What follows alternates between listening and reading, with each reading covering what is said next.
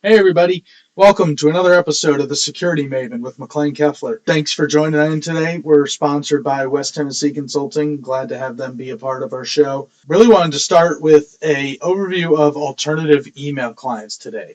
And for those of you not familiar, there's two ways of mainly accessing your email.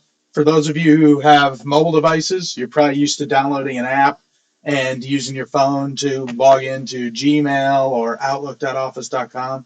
If you're on your computer, you can use the browser, Firefox, Google Chrome, so on and so forth, to go ahead and access the same websites. But an email client, there's also a desktop version of Microsoft Outlook, which for those of you who are familiar know that it's a lot more advanced because you can log into multiple email accounts and you can go ahead and set up all your things so that you have all of your email accounts going into one. So it's real nice from a consolidation perspective, but it is expensive. Last I checked, it's like easily $100 bill to snag Outlook because they sometimes make you snag like everything else. Like you have to buy Excel, Word, and then if you're doing the subscription, then it's even more expensive on the long term, but you do get the updates, which is nice. But today I want to talk about some alternative clients and what kind of the options are. So with that in mind, let's focus first on like why are we even talking about this? Well, obviously number one is cost. Some of the clients I'm going to show you today, it is $50 for an entire license, and that includes lifetime upgrades. So you're getting the same thing that you're getting with Outlook in that you continue to get new updates, and obviously it's a different feature set, different application altogether. I'm actually going to show each one of the applications today so you can kind of get a feel for what they look like, at least for basic things. I'll show a couple cool fancy things as well while I'm in there. But number two is customization. For those of you who don't like the customizations that Outlook gives you, there are alternative clients that give you a lot more customization, and we'll kind of walk around to that today. And then obviously number three is additional features. One of the clients I'm going to show today actually has a mass email tracking feature where you can use variables to create a template email and like fill in people's name automatically across a set of contacts. So it's really nice to like not have to go buy another tool or use some CRM or something fancy. You can just do all of that from your email client. So I'm going to dive into three examples today. I have two that I'm recommending and one that I'm not recommending, and I'll talk about why. So the very first one is EM Client. With that in mind, let's go ahead and dive right into kind of seeing what they're all about. So I've opened up EM Client here, and kind of like one of the first things that you can see, aside from the fact that I'm putting a great ad for Canva right now, it's pretty straightforward, like, and just clean. Got all my new mail. Adding an account was super easy. One of the things that I really wanted to show that's unique about EM Client and why they're my top recommendation, they support the ability to send as mass mail. So what that really means is if I go ahead and make the screen a little bit bigger for y'all, like when I'm typing up an email, I can use this insert variable. And what a variable is all the data from contacts that you have, like people's title, full name, given name. You can go ahead and put like those variables in here. So as an example, if I was going to use somebody's salutation to say, like I could say, hi, uh, Mr., and then I could put another variable, Mr. or Mrs., given name, right? So that would be like their like first name potentially, or kind of however I do it. You could also use full name if that's what you like to use, and kind of depending how you store your contacts. But you a mail for your company, and then you can put, their company name, same kind of thing. And what's nice about this is when you choose send as mass mail and then you send it to people with a contact, you use all of their names and like the information from their contact gets filled in automatically. So, like, I have an example now where I was doing this. So, this was an example where I sent an email with the name being a variable.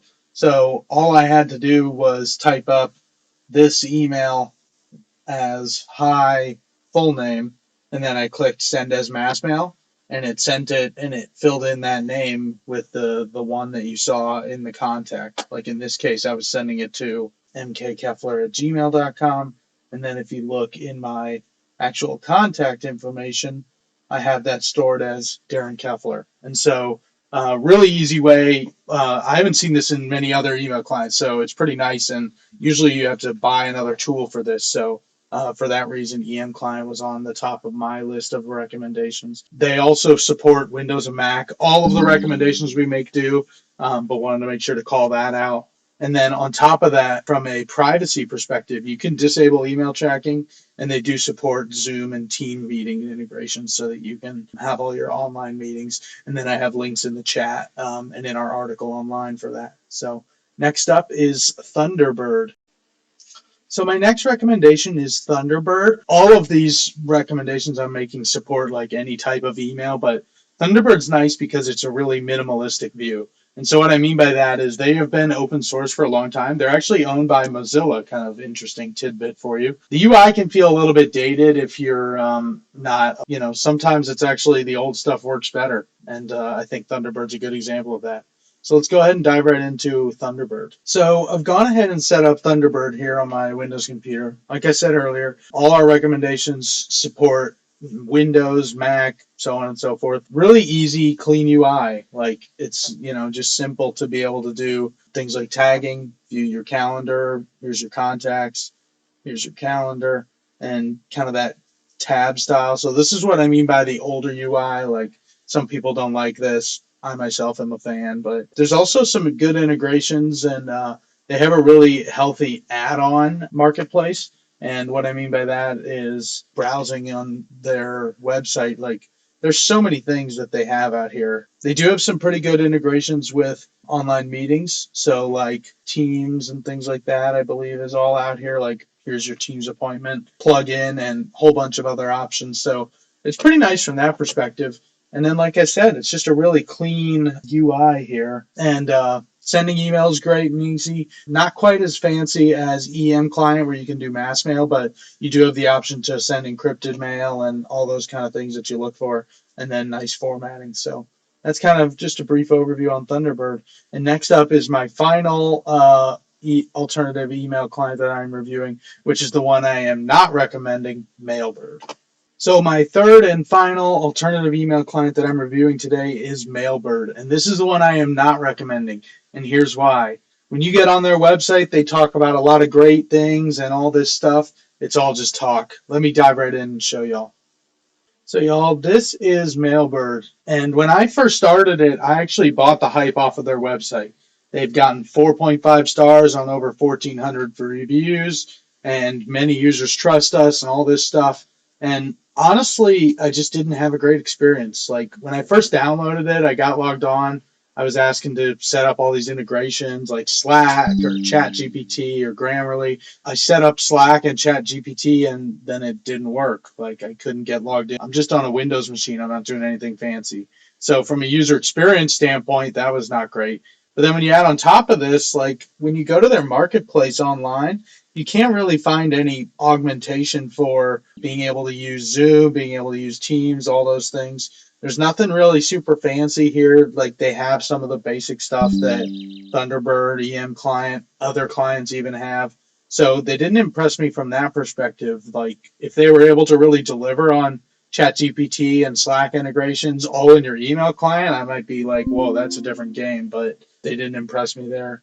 As you can kind of see too, like the UI here, it's just not really clean and easy from a color perspective. I'm having a hard time like really just like seeing it. Honestly, it's so stark white. They do have good privacy options, which is always good to see.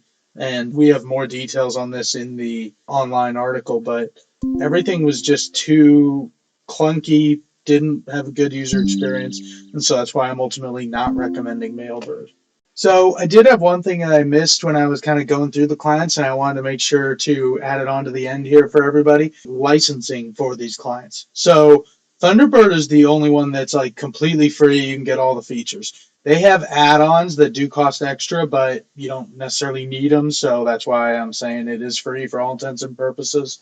EM Client's the same way, but one of the things that they do have, I'm just kind of walking through it here, they do have limitations on how many emails you can use, being able to use built-in customizable themes. You can kind of read the features, but from a cost perspective, it's super cost effective, like $130 to be able to have lifetime upgrades and get this on one device is easy money and pretty cost effective compared to the other clients, especially when you consider the features that you're getting. And then there's obviously the business version, which has more cost, but you are getting 10 licenses in that for that cost. So weigh it as you will. Like I said, Thunderbird, completely free. They're asking for donations. It is sponsored by Mozilla. It's a really good client. None of that super fancy stuff like we talked about, but they do a great job. And then, though we're not recommending Mailbird, it is worth mentioning they are more cost effective than EM Client, which is kind of something to think about, especially when you're buying these pay once and then getting lifetime upgrades. Like $60 is a pretty good deal. Business pay once is $100. I mean, that is very reasonable pricing. So just wanted to make sure to show that to everybody while they were on today. So I wanted to say thanks all for watching. Find our links above. If you are following us on LinkedIn, Facebook, or Twitter and not on YouTube, go hit that subscribe button. Really appreciate it. And thanks so much.